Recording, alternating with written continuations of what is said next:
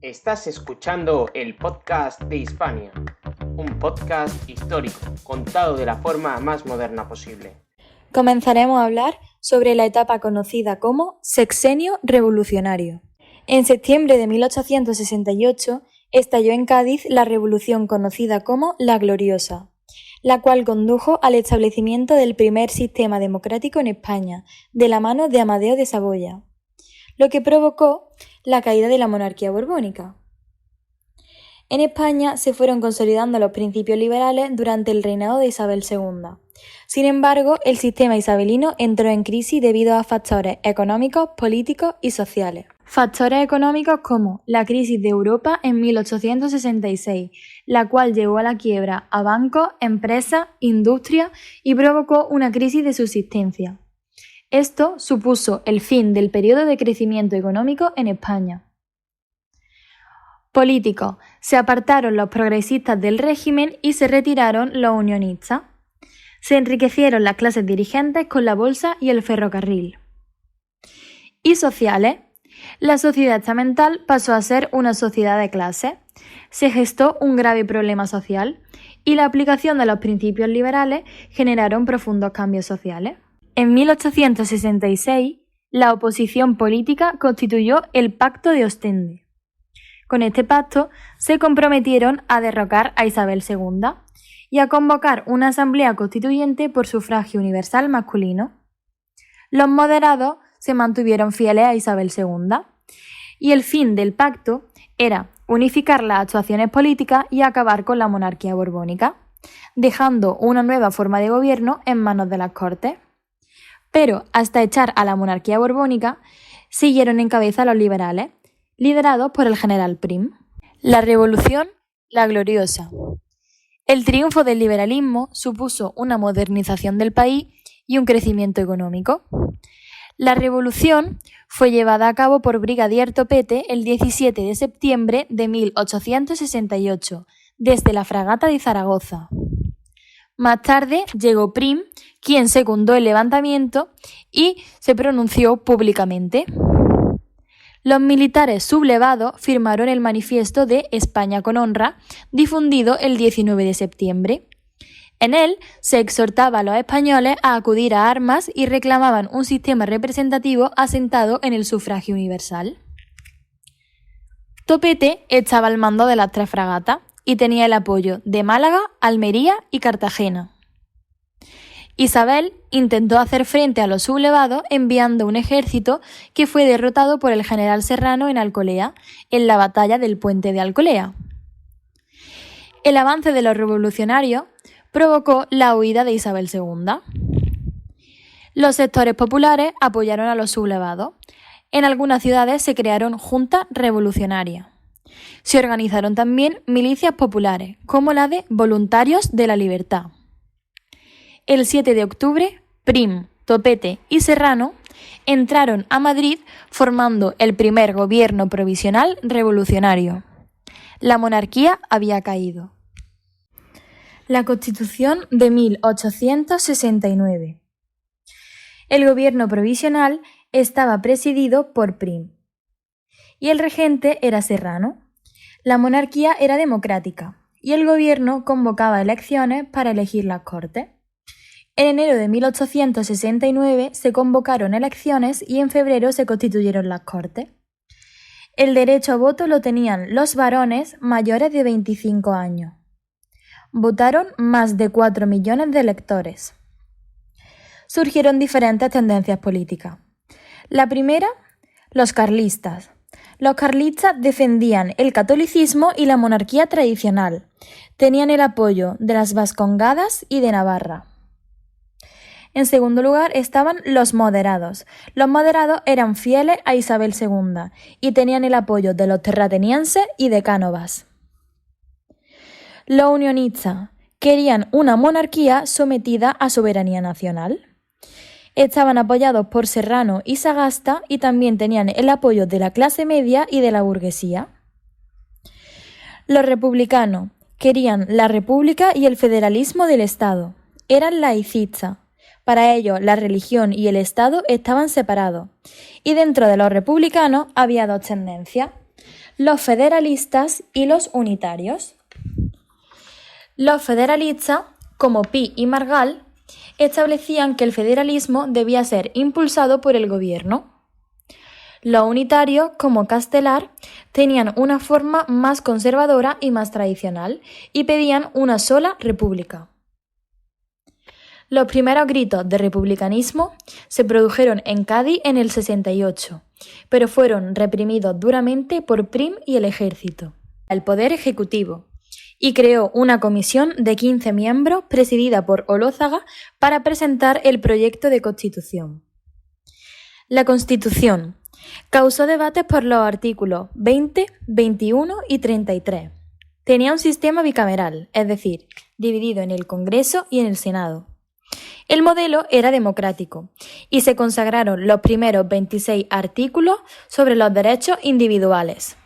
Tras ser aprobada la Constitución, Prim comenzó a buscar un candidato para ocupar el trono. Mientras tanto, reprimía a los republicanos y desarmaba a los voluntarios de la libertad. La Constitución era monárquica, por lo tanto fue acogida con frialdad y hostilidad en las ciudades donde había triunfado el voto republicano.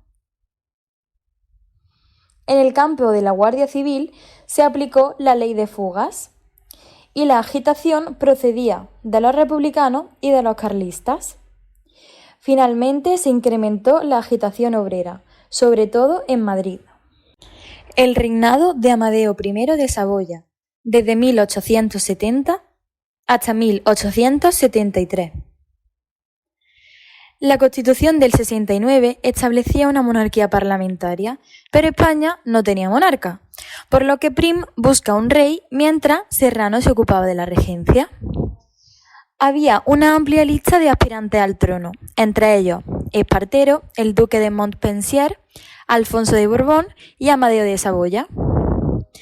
Fue la candidatura de Amadeo la que se impuso gracias al apoyo de Prim y de los demócratas. Amadeo tenía una tendencia liberal democrática y fue elegido por las Cortes en 1870. Días antes de llegar al trono, Prim fue asesinado, por lo que Amadeo perdía un fuerte apoyo. Amadeo tuvo que hacer frente a una fuerte oposición, como los republicanos y los sectores populares y los carlistas ultraconservadores. Estos carlistas provocaron el estallido de la Tercera Guerra Carlista desde 1872 hasta 1873. Cánovas era el líder de los moderados y era del partido alfonsino, es decir, defendía los derechos sucesorios del hijo de Isabel II. Planteaba la monarquía borbónica como única garantía de estabilidad y tenía el apoyo de los unionistas, de los progresistas, de la Iglesia y de la burguesía, cuyos intereses estaban dañados por la inestabilidad política. Este sector se estaba viendo afectado por la aprobación de leyes democráticas como abolir la esclavitud o regular el trabajo infantil. Y por último, la Primera República. Ante la renuncia de Amadeo, las Cortes convocaron una votación para el establecimiento del sistema republicano en España. Como el proyecto tuvo el voto favorable de la mayoría de la población, en 1873 proclamaban la República Española. El principal defensor con representación en las Cortes era el Partido Demócrata Republicano Federal. Este era liderado por Francisco Pi y Margall. Ese partido defendía un sistema de gobierno representativo creado por pactos entre distintas regiones. También defendía un Estado laico. Lo que pretendía conseguir era que el Estado regulase las condiciones laborales. Después del establecimiento de la República, se crearon las Juntas Revolucionarias. Estas reclamaban la abolición de los consumos y de las quintas. Los consumos eran los impuestos de los productos de primera necesidad y las quintas era un sistema de reclutamiento de soldados, el cual permitía librarse del servicio militar a cambio de un pago de dinero. Fue nombrado presidente Figueras y lo primero que hace es convocar unas Cortes Constituyentes, las cuales ganan los republicanos. las Cortes redactaron la Constitución de 1873. Esta decía que la soberanía residía en los ciudadanos. Apoyaba el sufragio universal masculino y decía que el poder debía repartirse entre los municipios, el Estado regional y el Estado nacional, reconociendo 15 estados federales más Cuba y Puerto Rico. Los transigentes, como Pi y Margall, decían que lo importante para conseguir el orden social era construir la república desde arriba. Otros, los intransigentes, decían que se debía de comenzar a crear la república desde abajo. La retirada de los intransigentes fue el punto de partida del movimiento político que estalló en Cartagena, la Revolución Cantonal. Este movimiento era partidario del federalismo radical, el cual establecía una serie de ciudades independientes que se federarían libremente. Además, influyó en el movimiento obrero. En la Revolución Cantonal confluyeron la Revolución Regionalista y la Revolución Política y Social. Pi y Margall dimite el 18 de julio y le sustituye Salmerón. Salmerón, en el mes y medio que estuvo en el mandato, se limitó a restablecer militarmente el orden y a reprimir los movimientos obreros internacionalistas. Salmerón dimitió por problemas de conciencia, ya que no quiso firmar unas penas de muerte. Se elige entonces a un nuevo presidente, Emilio Castelar. Castelar se dedicó a seguir restableciendo el orden, ya que quedaban focos de desorden como la guerra carlista o Cuba. El giro a la derecha de Castelar y la llamada al ejército para mantener el orden llevaron a los diputados de izquierda, federales e intransigentes, a procurar su dimisión. Esto fue interrumpido por el golpe de estado del general Pavía, en enero de 1874. Manuel Pavía disolvió las Cortes y reunió a los principales mandos militares y dirigentes políticos. Emilio Castelar dimite y se crea un gobierno nacional dirigido por Serrano, con el apoyo de los radicales, los conservadores y los republicanos unitarios.